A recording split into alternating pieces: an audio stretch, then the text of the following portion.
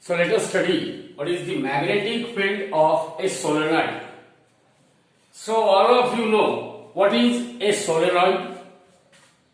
A solenoid is what? It is a long, closely wound helical coil. Long, closely wound helical coil of conducting wire such that length of that coil is much longer as compared to that of diameter of that coil. So a long, closely wound helical coil of conducting wire whose diameter is much smaller as compared to that of length of that coil is called a solenoid. So in examination, you always write what is solenoid. It is a long, closely wound helical coil of conducting wire whose diameter is very small as compared to that of length of a coil. Actually, we are having a hollow cylinder made up of a cardboard. This is a hollow cylinder made up of cardboard, which is non-conducting material, non-magnetic material, over which we will have large number of turns of thin insulated copper wire, and that is going to form what is so called a solenoid. As soon as current I is allowed to pass through the coil of a solenoid, that current will flow through the different turns of solenoid in this manner. We know that when current flows through the coil, it will produce a magnetic field to its surrounding. Here, when current is allowed to pass through solenoid, it also produces a magnetic field. The magnetic field produced by current carrying solenoid is parallel to the axis of solenoid, and it is uniform. What I am saying? Magnetic field produced by a current carrying solenoid is parallel to the axis of solenoid. See here, magnetic lines of forces, they are drawn equispaced. So magnetic field produced by current carrying solenoid is parallel to its axis. It is uniform both along its axis and inside the solenoid. Magnetic field is uniform both along the axis and inside the solenoid, and it will produce a magnetic field up to some distance from the coil. Up to some distance from the coil. Remember one thing, that as far as ideal solenoid is concerned, any current carrying ideal solenoid produces a magnetic field B, which is uniform both along its axis and inside the solenoid, while as we move outside the solenoid, that magnetic field becomes weaker and weaker. It means it will not produce any magnetic field outside the solenoid. So the strength of magnetic field along the axis and inside the solenoid is strong, as well as field is uniform, while the strength of magnetic field outside the solenoid, it is weak. Or in other words, we can say no magnetic field is produced outside the solenoid. No magnetic field is produced outside the solenoid. Now, as far as this magnetic field is concerned, how this magnetic field is generated by a solenoid? So, look at this end. As far as these ends of loops in a solenoid is concerned, how is the direction of current? Current is coming out of plane of paper. Here also current will come out of plane of paper. Look at this direction of flow of current. Means that current at this end, it will come out of plane of paper. So I will represent the flow of current in outward direction, that is out of plane of paper, with the help of a circle. Here the different turns which carries current, and that current is flowing in what? Current is pointing in outward. It is perpendicular to plane of a paper. Whereas, now look at this. The same current will flow here. Now how is the direction of current? Current will flow into the plane of paper. Means at all these ends I will show the flow of current with the help of circle. It means current is inward. Here current is what? Outward. Now according to Fleming's right hand rule, when current is flowing inward through the conductor, current is flowing what? Inward. Then it will produces, any current carrying conductor produces magnetic field to its surrounding. So as far as this first loop is concerned, current at this end is pointing outward according to Fleming's right hand rule. If I curl the four fingers of my right hand in such a manner that thumb is stretched outward, if thumb is pointing, if the stretched thumb, it points in the direction of current. Here current is pointing outward, thumb is also pointing outward. Then according to right hand thumb rule, curled fingers, they will point in the direction of what? Magnetic field. Means here magnetic field is produced and it is in which direction? It is in anti-clockwise direction. So the magnetic field produced by each of the turn in a point on upper side, it is in what? Clockwise direction. Similarly, now as far as the direction of flow of current at the lower end of turn is concerned, here current is pointing inward, that is into the plane of paper. Then according to Fleming's right hand rule, I will stretch, curl the finger of right hand and outstretch the thumb. This stretched thumb is pointing in the direction of current. Current is pointing inward. Then the curled finger will point in the direction of magnetic field. Means here each of these turns they will produce magnetic field which is in what? Clockwise direction. So every turn is producing magnetic field which are circular and concentric. Not a single loop. It will produce what? So many loops. Now this situation and all these magnetic loops, they are just going to form a single loop. And in this manner, inside the solenoid, we are having a production of magnetic field. Now, how this happens?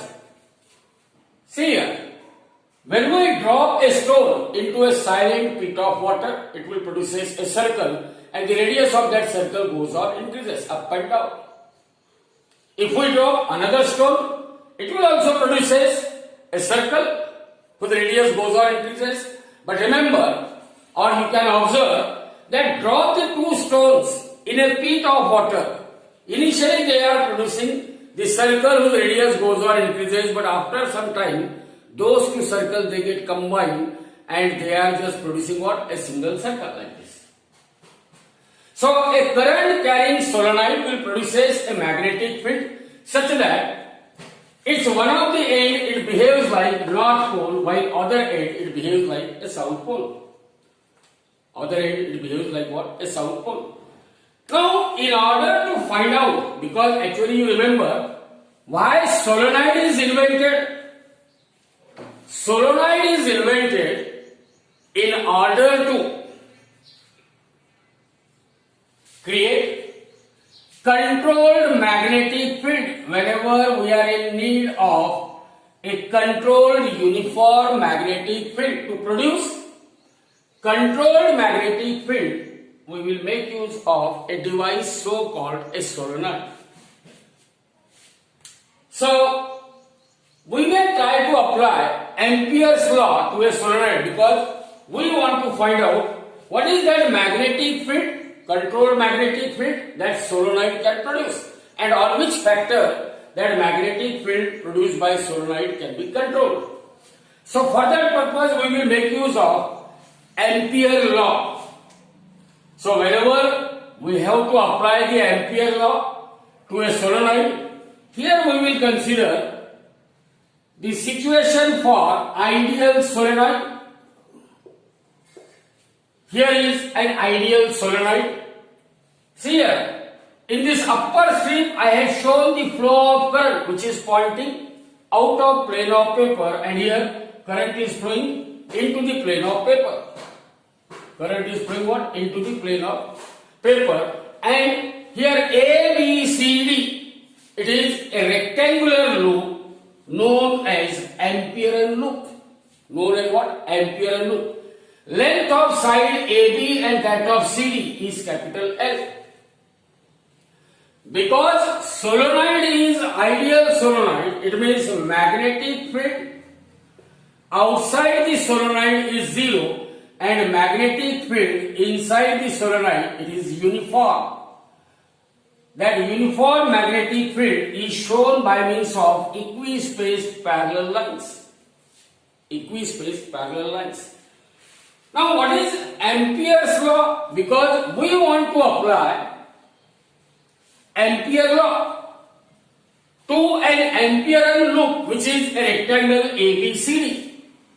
According to Ampere law, line integral dl bar is line integral of magnetic field over a closed loop ABCD is equal to absolute permeability mu0 of free space times the total current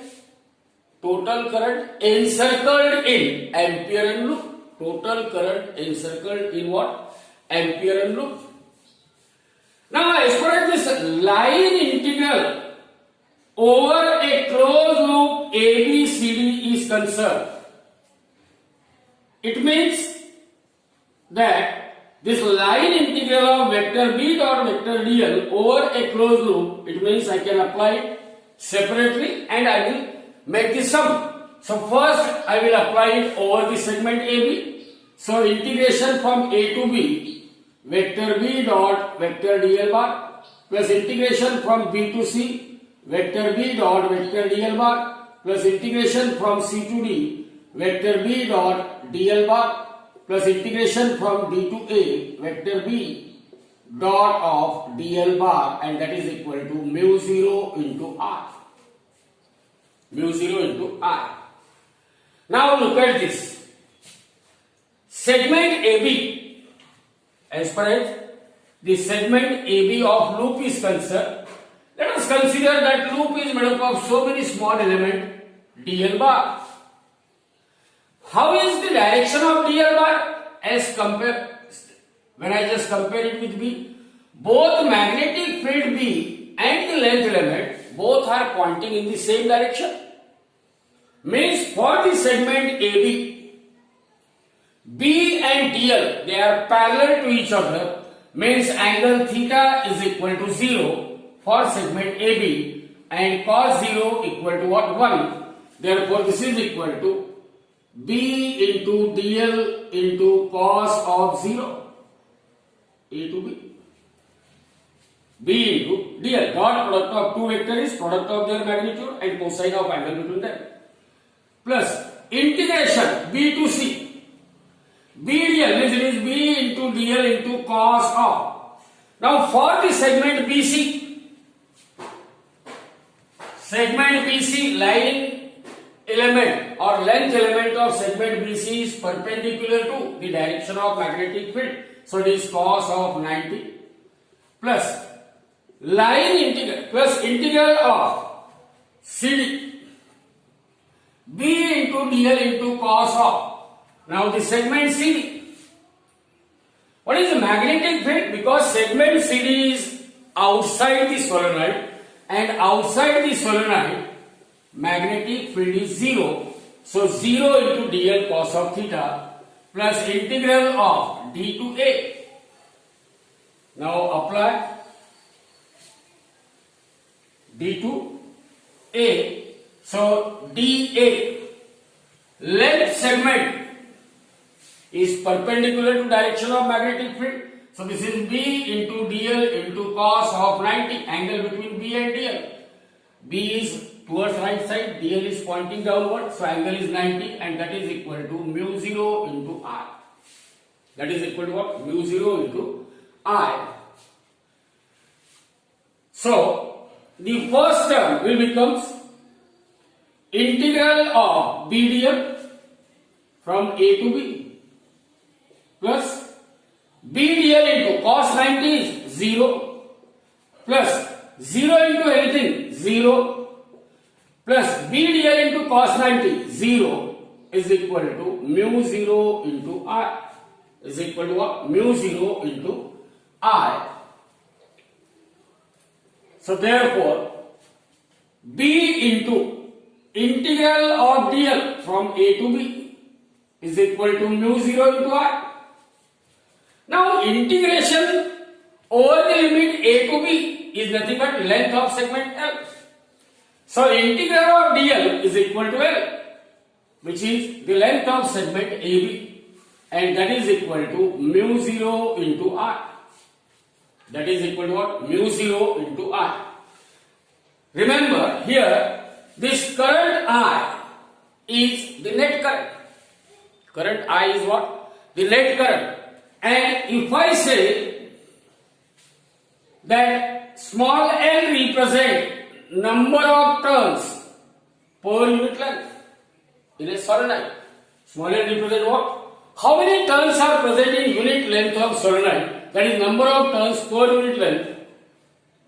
Then the total current I is equal to N into L into small I, where small I is the current flowing through the coil. Small I is what? Current flowing through the coil, while capital I is the total current coming out of plane of paper.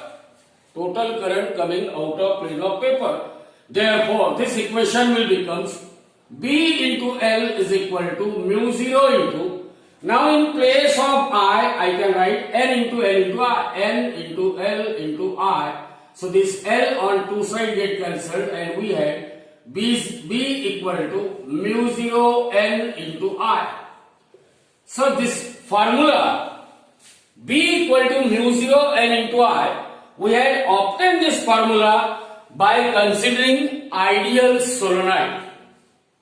This formula is obtained just by considering ideal solenoid, which will not produce any magnetic field outside the solenoid. Field inside the solenoid is uniform. Remember, this formula, even though it is derived for ideal solenoid, but it is useful even for practical solenoid of finite length. Practical solenoid of what? Finite length. And that too, whenever you have to find out the magnetic field along the axis at the center, that is inside the solenoid, then only you can make use of this formula. Whenever you have to find out magnetic field at the two ends of solenoid, you cannot make use of this formula. You cannot make use of this formula. And from this formula, it is clear that you can create a magnetic field of desired value by changing number of turns per unit length of solenoid, by changing current I flowing through the solenoid, means by changing the value of number of turns per unit length and current flowing through the solenoid, you can change the magnetic field and you can obtain a desired magnetic field. Desired magnetic field.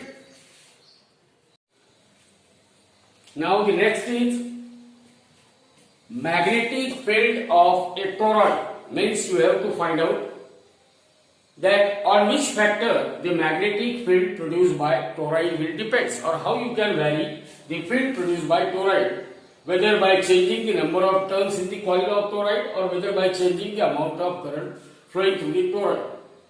So as far as toroid is concerned, toroid is simply a long solenoid. A toroid is a long solenoid or a solenoid of finite length, which is bent into, you know the solenoid? So a solenoid of finite length, it is bent into It is bent like this. It is bent into a hollow circular tube-like structure.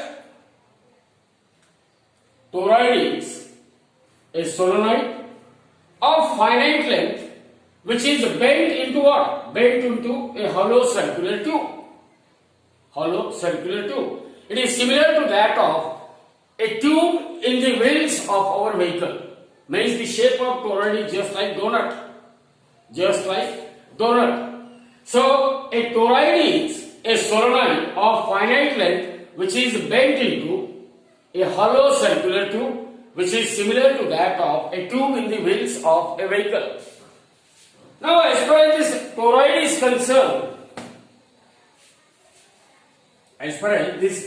is concerned, we know that the shape of toroid is circular. Shape of toroid is what? Circular. It means the shape of toroid is symmetric. So due to symmetric shape of a toroid, whenever we have to find out the magnetic field due to toroid, that magnetic field is obtained along what? The circular axis of a toroid. Circular axis of a toroid. So here we are having a toroid. Having what? A toroid. And suppose this is the circular axis of a toroid. Circular axis of a toroid.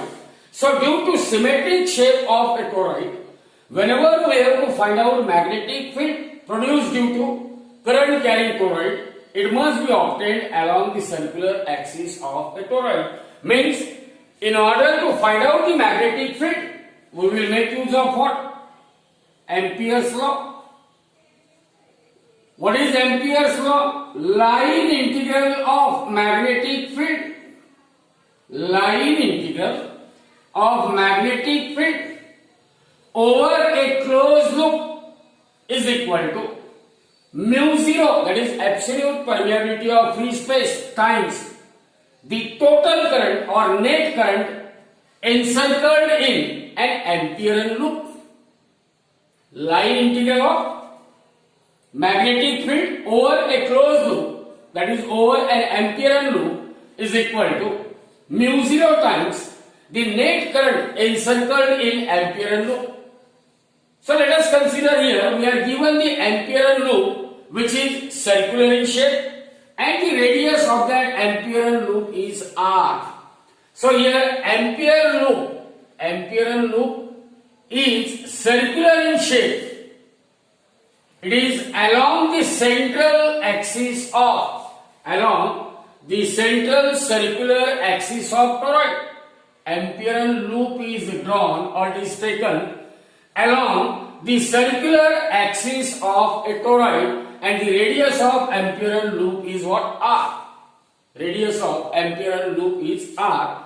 Now as far as this Amperean loop is concerned, if I say capital L is the length of Amperean loop, then that total length of Amperean loop, it is supposed to be made up of so many small length element dl bar. So many small length element dl bar. Now remember here I have shown the turns of a coil. Here current is pointing outward, here current is pointing inward. Means if I show one of the turn, here current is pointing what? Outward, current is pointing inward. Remember, the magnetic field produced by a toroid, it depends on the direction of current flowing in a circular loop. It depends on what? The direction of current flowing in a circular loop. So, as far as these circular loops are concerned, they will produce a magnetic field. They will produce a magnetic field, which are what? Circular and concentric. Circular and concentric means magnetic field will be like this. They are circular as well as what? They are concentric.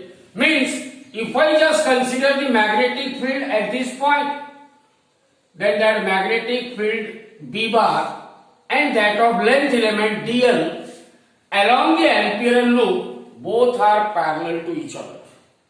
As a magnetic field is circular in shape, which is tangential to the Amperian loop, length element is parallel to the direction of magnetic field, means angle between magnetic field and length element is theta equal to 0 and cos 0 equal to 1. So this Ampere law now it becomes B into dl into cos of 0. Cos of theta means here angle theta is 0 and that is equal to mu 0 into I. Now as far as this integration is concerned, what is the limit of integration cos theta? Minimum angular displacement is 0. Minimum angle is 0. And for circular loop, maximum angle is what? 2 pi. Maximum angle is 2 pi. So, if I just simplify this Ampere law, then line integral of B into dl into cos of 0, which is equal to mu 0 into I. So, it becomes B into cos 0 is 1. And integral of dl, it is the length of circular loop. See here, we are having Amperian loop. What is the length of Amperian loop? Length of Amperian loop is equal to circumference of circle of radius r, because radius of Amperian loop is what? R. So L is equal to 2 pi r, or in other words we can say line integral or integral of dl is equal to 2 pi r. So this B into 2 pi r is equal to mu 0 into I. Remember here, I is the net current that is encircled in Amperian loop. And if I say that N is, if I say N is the number of turns, not number of turns per unit length. If N represents number of turns, then the total current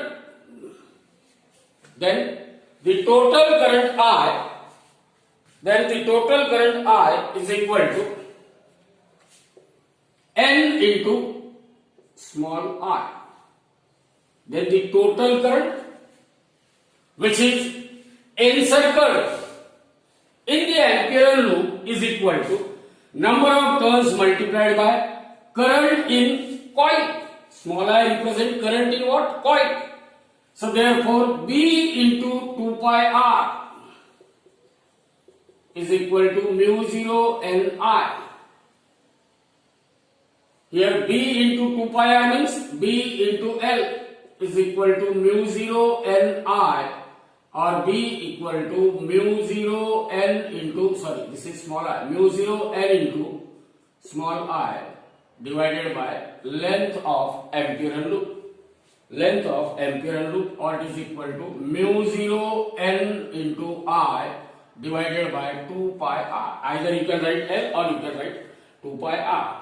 Therefore, in general, the magnetic field,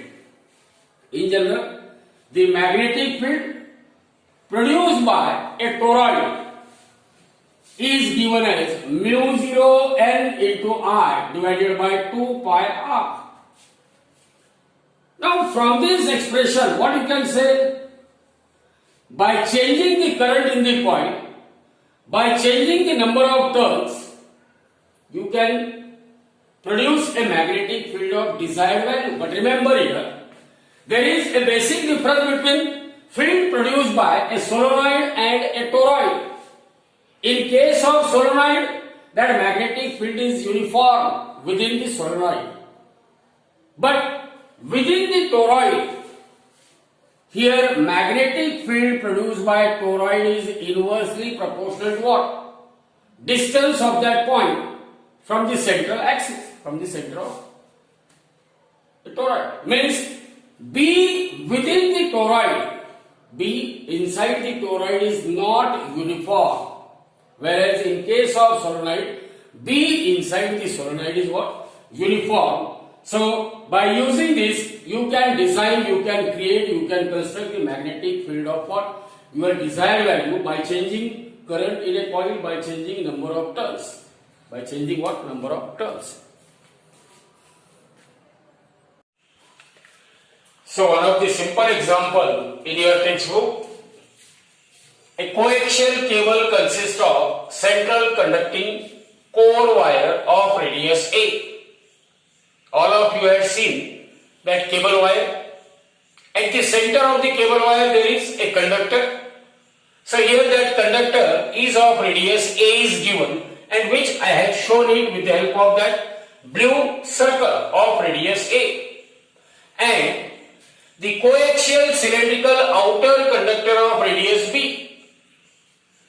Coaxial cylindrical conductor, this red color circle, is of radius B. So in any cable, we are having a central conductor, say of radius A, and outer cylindrical conductor of radius what? B.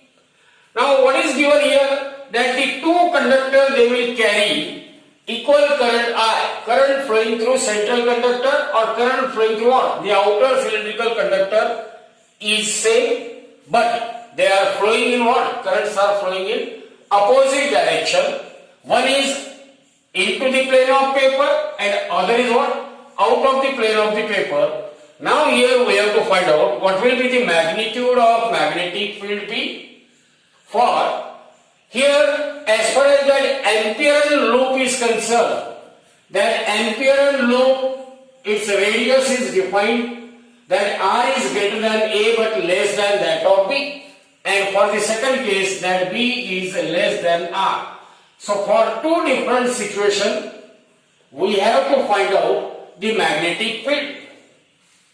So let us consider the first case in which that Ampere loop, what is the radius of that Ampere loop? For the first case we are given an Ampere loop of radius R such that R is lying in between A and B. So look at this figure. This central dotted black color circle, its radius is R. How is this radius? It is greater than radius of what? Central conductor, but it is less than that of radius of outer cylindrical conductor. Means R is greater than A but less than that of B. But less than that of B. We know, as far as the magnetic field is concerned, any conductor which carries current produces magnetic field to its surrounding. So here, this is a central conductor which carries current I. Then the direction of magnetic field is given according to right hand rule. What it says? That hold the current carrying conductor in your right hand. Thumb is pointing in the direction of current. Then the curved finger will point in the direction of what? Magnetic field. So remember, any conductor which carries current will have a magnetic field which is tangential. So as far as the magnetic field is concerned, magnetic field to any circle, any of the circle, is tangential, provided its center must be same as that of center of what? Centrally situated conductor. So here, as far as this Amperian loop is concerned, this is the Amperian loop for the first case, and magnetic field to this Amperian loop is tangential. We want to apply Ampere law. It means we must consider that this entire Amperian loop, it is made up of so many small length element dl bar. Dl bar means as far as this Amperian loop is concerned, it is made up of so many small length element. So what is the total length of Amperian loop? Total length of Amperian loop can be written as integral of dl bar. dl plus dl plus dl plus dl plus dl throughout the length of that circle. So line integral of dl is nothing but circumference of circle, which is equal to 2 pi r. angle between magnetic field B and length element dl bar, it is theta equal to what? 0. And cos 0 is equal to 1. Therefore, cos 0 equal to what? 1. Now, according to Ampere's law, line integral of magnetic field over a closed loop, what is the limit? 0 to 2 pi is equal to mu 0 into I. Or line integral of, here it is B into dl into what? Cos of theta is equal to mu 0 into, see here, as far as Ampere loop is concerned, here it encloses only the central conductor which carries current I. It does not encloses that outer cylindrical conductor. So as the Ampere loop for the first case encloses central cylindrical conductor, so we are having only one term of I. Here I is the current flowing through the central conductor. So this is B into dl, integral of B into dl, because theta is 0, cos 0 is 1, is equal to mu 0 into I, or it is B into, what is integral of dl? 2 pi r is equal to mu 0 into I, or B is equal to mu 0 into I divided by 2 pi r. This is the magnitude of magnetic field. For the first case, in which the radius of that Ampere loop, which is the circle of radius r, which is lying in between A and B. Now for the second case, we had given another Ampere loop, and that Ampere loop is once again a circle of radius r, such that radius of Ampere loop is greater than B, means it is greater than A also. Means this Ampere loop encloses both central conductor as well as what? That outer cylindrical conductor. If central conductor carries current I, which is pointing into the plane, then the outer cylindrical conductor carries current minus I, which is pointing out of the paper. So, according to Ampere law, line integral of B dl is equal to mu 0 into I.